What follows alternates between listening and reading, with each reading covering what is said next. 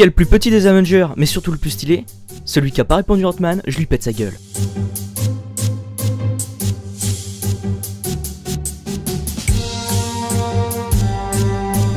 Sorti en 2015 partout dans le monde, Ant-Man a été réalisé par Peyton Reed et écrit par Adam McKay et Paul Rudd. Tout comme tous les autres films et séries du MCU, Ant-Man a été produit par Marvel Studios d'après les comics de Stan Lee et Jack Kirby. Je précise bien que c'est comme tous les autres, parce que je ne le dirai plus du tout pour les prochains spoil-moi sur le MCU. Tout se passe après les événements de Sokovie et la chute d'Ultron. Mais avant que le film ne commence vraiment, on se retrouve au Triskel, une des bases du SHIELD, en 1989. On y voit Hank Pym s'énerver contre Howard Stark, Peggy Carter et Mitchell Carson parce qu'il a retrouvé une reproduction de sa formule dans les labos. Vénère, il fout un coup de poing à Mitchell qu'il avait trash talk. De toute façon, ta formule elle pue du cul. T'as dit quoi là? Puis il démissionne du SHIELD et crée sa propre entreprise. Retour au présent, où on retrouve Scott Lang qui avait été foutu en prison pour vol. Comme il sort aujourd'hui, il fait ses adieux de manière un peu originale. Il se fait ramener chez lui par Louis, un ancien pote de cellule. Louis lui présente Kurt, son porte-informaticien, et Dave, son pote conducteur, et dit qu'il a chopé un bon spot pour un cambriolage. Sauf que Scott refuse et dit qu'il ne veut pas et ne doit pas retourner dans la délinquance pour pouvoir refréquenter sa fille Cassie. Il essaie de retrouver un travail, mais à cause de son passé de tôlard, c'est pas facile du tout. T'es viré. Ah bah dis donc! Pendant ce temps, Hank s'est fait inviter par l'homme qui est maintenant à la tête de Pym Technologies, Darren Cross, qui a découvert son passé d'Ant-Man et qui souhaite reproduire la tenue et la revendre au plus offrant, le Yellow Jacket. N'arrivant pas à avoir un travail décent, Scott décide de se remettre au cambriolage. Après que Louis lui expliquait ses sources dans une scène bien foutue et drôle, franchement, juste pour cette scène, faut voir le film. Scott se retrouve dans une baraque de richoux. Il désactive les alarmes, accède au coffre et pète la porte. Il est où le pognon? Rendez-le-moi les 4 cavaliers! Pour ne pas repartir les mains vides, Scott embarque la tenue et l'essaie chez lui. Il lui arrive des trucs trop chelous. Alors que Scott part en voyage dans le pays des Minimoys, Hank Pym le contacte dans le casque et lui dit qu'ils se reverront très bientôt. Scott, apeuré, ramène la tenue où il l'a trouvée, mais en sortant, il se fait choper par les flics. Hank s'entretient avec lui en se faisant passer pour son avocat. Soit tu m'aides, soit tu retournes en prison. Scott retourne dans sa cellule, puis se fait apporter la tenue par des fourmis. Il enfile Fissa la tenue, et alors qu'il s'échappait, il s'évanouit sur le dos d'une fourmi volante. Il se réveille chez Hank face à Hop Pym, la fille de Hank. Puis il retrouve Hank dans la cuisine. J'ai dit beaucoup trop de fois Hank en trop peu de temps. Et Hank lui demande alors son aide. Je ne suis qu'un simple cambrioleur qui cherche de l'argent. Tu crois que je t'ai choisi par hasard? Tout était organisé. What the fuck? Pym lui explique que Darren est sur le point de reproduire la formule Pym, un truc qui permet de réduire la distance entre les atomes sans perdre leur masse et ou je sais plus quoi. Bref, ça ferait rétrécir. Darren a de mauvaises intentions pour le sérum, et Hank veut que Scott s'introduise chez Pym Technologies pour voler Yellow Jacket. Scott s'entraîne donc avec les Pym pour le futur casse. Il apprend à utiliser sa tenue, wouhou, à se battre, je peux pas frapper une fille, ça se... et à communiquer avec les fourmis. T'es trop kawaii. Non, trop de kawaii.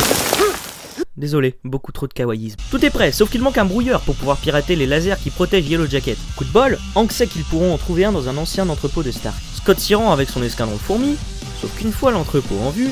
Hank, Ouais. le gros A sur le bâtiment, ça veut dire quoi? Abruti? Faites demi-tour, abruti! Non, y a juste un A, y a pas FDTA. Le faucon arrive alors et se bat contre le nouveau Ant-Man. Sauf que la fourmi est plus forte que l'oiseau. Et il s'en va avec le brouilleur, laissant Falcon dans sa honte. Une fois prêt, le plan est simple. Louis se fait passer pour un garde et baisse la pression de l'eau. Ainsi, Ant-Man peut entrer dans le bâtiment via les canalisations et grâce aux fourmis. Hop active le brouilleur et s'en va faire diversion avec Hank pour occuper Darren. Alors qu'on apprend que Darren est sur le point de vendre sa tenue à l'Hydra, ces salopes ils sont partout, Ant-Man bousille les serveurs et fout des bombes partout, pendant que Kurt pirate les lasers de sécurité du Yellow Jacket. Mais au moment de choper ce dernier... Oh, tu vas où? Nya, je croyais que je ne savais pas que tu allais essayer de foirer mes plans. Je le sais depuis longtemps, je voulais juste que tu m'apportes la tenue originale. Maintenant, meurs, Hank. Ant-Man se libère et poursuit Darren jusqu'à son hélico. Papa, le bâtiment va exploser dans peu de temps, on va mourir. YOLO. Les Pym s'échappent dans le tank porte-clés, puis le bâtiment explose. Très joli tour, y a pas à dire. Pendant ce temps, Darren a enfilé sa tenue et une bataille minuscule fait rage entre Ant-Man et Yellow Jacket. Le combat se termine par une chute dans une piscine et Darren se fait envoyer dans un truc pour tuer les mouches. Tu sais là, le truc qui fait bzz bzz. Sauf que Baxton, le nouveau mec de Lex Scott, arrive et embarque ce dernier. Alors que Scott essaie de dissuader Baxton de l'enfermer, le central lance un appel. Appel à toutes les unités. Cliché du méchant qui tient la fille du héros en otage en approche. Baxton va donc chez lui et Ant-Man se libère pour aller sauver la fille. S'ensuit une scène de combat épique et ridicule en même temps. Tu vas mourir! Yellow Jacket s'en prend à Cassie, et Ant-Man ne voit qu'une solution pour l'arrêter. Ne touche pas au régulateur! Bah pourquoi? Un jour, ma femme l'a utilisé pour pouvoir arrêter une fusée nucléaire. Et elle a disparu dans le microverse. Ah ouais d'accord. YOLO! Ant-Man active la miniaturisation intensive et pète Yellow Jacket de l'intérieur. Sauf qu'Ant-Man rétrécit encore et encore jusqu'à arriver dans un endroit bizarre. Mais les cris de sa fille le réveillent et utilise un disque grandisseur et revient dans le monde normal. Hank l'interroge sur le microverse mais Scott ne se souvient de rien. Mais c'est assez pour que Hank retrouve espoir de récupérer sa femme. Je te parie 5 balles que dans l'épisode 2, Hank il va essayer d'aller dans le microverse. Après un doux baiser avec Hop, bah ouais hein, si Ant-Man et la guêpe sont pas ensemble, c'est nul hein. Scott retrouve sa famille et Baxton autour d'un repas. Alors que la joie était présente, Scott se fait appeler par Louise qui lui donne rendez-vous pour une info importante. Après une autre scène super bien faite, le film se termine sur la retranscription des mots du faucon. Il te cherche. Ah oui, j'oubliais la scène post-générique. Je devais la donner à ta mère, mais elle est morte avant que je puisse le faire. Elle te revient de droit maintenant. YOLO. C'est l'heure du bilan. À chaque fois que je dis que j'aime Ant-Man, je me fais insulter. Pourtant je le kiffe ce film. Il est 3ème sur mon podium de mes films Marvel préférés.